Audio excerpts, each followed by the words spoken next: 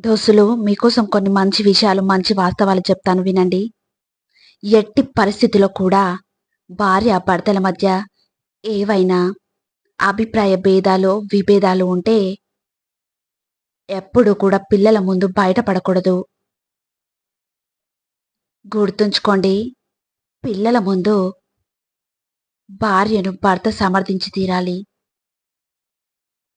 పిల్లల ముందు భర్తను భార్య కూడా సమర్థించి తీరాలి.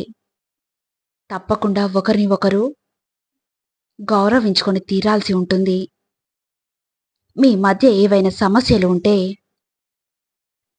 తలుపులు వేసుకోండి. ఆ 4 గోడల మధ్యే వారికి వినిపించకుండా కొట్టుకోండి, తిట్టుకోండి. ఎవ్వరు చూడట్లేదు అనిపిస్తే కాళ్ళు కూడా పట్టుకోండి. ఇక అది వేరే విషయం. భార్యాభర్తల మధ్య తిట్టుకోవడానికి, కొట్టుకోవడాలు ఉంటే ఏం ఉన్నా కూడా పిల్లలు లేనప్పుడే.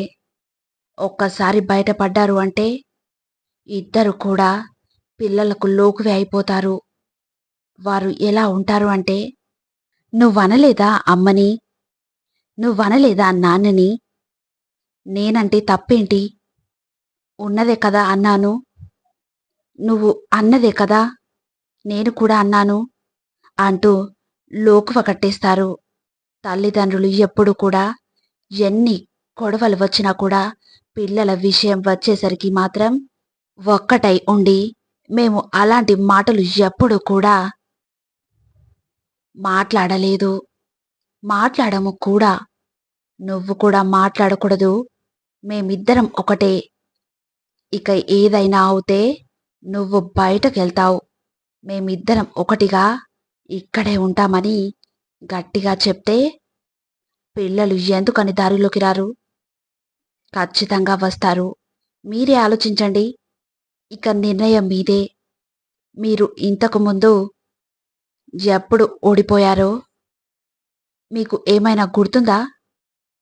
మీ వల్ల తప్పు ఎప్పుడు జరిగిందో, మీరు ఎప్పుడు ఇబ్బంది పడ్డారో, మీరు ఎప్పుడు ఓటమిని ఎదుర్కొన్నారో, లేదా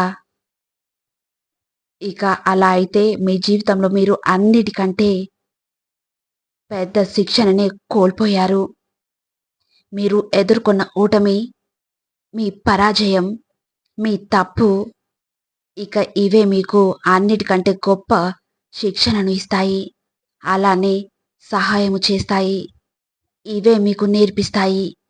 అసలు ఏం చేయాలో, ఏం చేయకూడదో, ఈ ప్రకృతి మనకు ఏం నేర్పిస్తుందో దాన్ని అర్థం చేసుకోవడానికి ప్రయత్నించండి.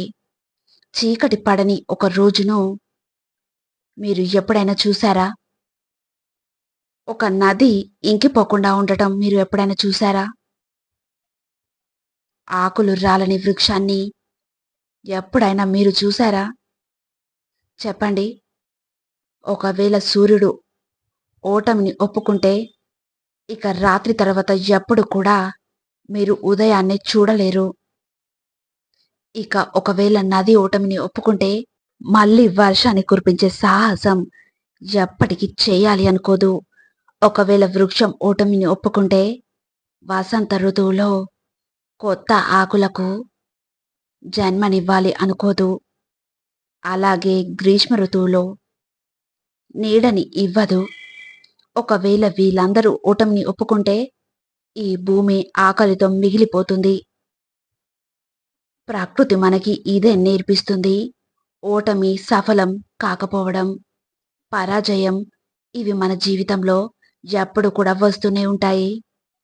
ఇవి మనకి నేర్పించడానికి వస్తాయి. మనకు సహాయం చేయడానికి వస్తాయి. ఇక మన దృష్టికోణం కూడా అలాగే ఉండాలి. సకారాత్మక దృష్టికోణంతో దీన్ని చూడండి. మీ ఓటమి నుండి, మీ పరాజయం నుండి ఎంతో కొంత నేర్చుకొని ముందుకు సాగుతూ ఉండండి. ఇక విజయం తప్పకుండా మిమ్మల్నే వరిస్తుంది. ఒకవేళ అదే జరిగితే అప్పుడు మీ మనసు ప్రశాంతంగా ఉంటుంది. గుర్తుంచుకోండి. ప్రతి ఒక్కరూ తప్పకుండా జీర్ణించుకోవాల్సిన 5 చేదు జీవిత సత్యాలు. మొదటిది, గతం అనేది గుండెలు బాదుకున్నా, తలకిందులుగా తపస్సు చేసినా కూడా అది మారదు. కాబట్టి ప్రస్తుతం మీద దృష్టిని కేంద్రీకరించి భవిష్యత్తుని సుఖమయం చేసుకోండి. రెండవది, గుర్తుంచుకోండి, మీ జీవితంలో సంతోషానికైనా, దుఃఖానికైనా మీకు మీరు మాత్రమే కారణమని. ఇతరులు ఎవ్వరు కారు. అనవసరంగా ఇతరులపై నిందలను వేయకండి. కేవలం మిమ్మల్ని మీరే నిలదీసుకోండి. అర్థమైందనుకుంటా. ఇక మూడవది, ఎవరైతే సంతోషంలో కానీ, దుఃఖంలో కానీ, కష్టంలో కానీ, అలాగే నష్టంలో కానీ ఎవరిపై ఆధారపడకుండా తమని తామే ఉద్ధరించుకోగలుగుతారో వారిని భగవంతుడు కూడా ఉద్ధరిస్తాడు. వారి యొక్క విజయానికి పరోక్షంగా తప్పకుండా సహాయపడతాడు. గుర్తుంచుకోండి. నాలుగవది, ఎవరైతే కర్మతో ఆటలు ఆడాలని చూస్తారో ఇక కర్మ తప్పకుండా వారిని తిప్పికొడుతుంది. మంచి కర్మలు చేసేవారికి ముందు దుత్ఫలితాలే వచ్చినా ఆ తర్వాత మాత్రం సుదీర్ఘంగా మంచి ఫలితాలు తప్పకుండా దక్కుతాయి. ఇక అవి కొనసాగుతూనే ఉంటాయి. ఇక ఆ మంచి కర్మలు చేసేవారి మార్గానికి అడ్డు వచ్చేవారికి కర్మ అనేది అతిమంగా వారి యొక్క జీవిత మార్గాన్నే మూసివేస్తుంది. గుర్తుంచుకోండి. ఇక ఐదవది, గుర్తుంచుకోండి, ఈ సృష్టిలో జన్మించిన ప్రతి ఒక్కరికి కూడా మరణం అనేది తప్పకుండా ఉంటుంది. ఇక ఆ మరణానికి ముందే జీవించడం మాత్రం మర్చిపోకండి. అర్థమైందనుకుంటా. అదృష్టం అంటే ఏమిటో తెలుసా? ఎవరినైతే మనం ప్రేమిస్తామో వాళ్ళు కూడా మనల్ని అంతకంటే ఎక్కువగా ప్రేమించడమే. కాదంటారా? ప్రేమ అనేది నువ్వు వెతికితే దొరికేది కాదు, నిన్ను వెతుక్కుంటూ వచ్చేది. అర్థమైందనుకుంటా. ఇలాంటి మంచి మంచి వీడియోస్ కోసం please like, share and subscribe.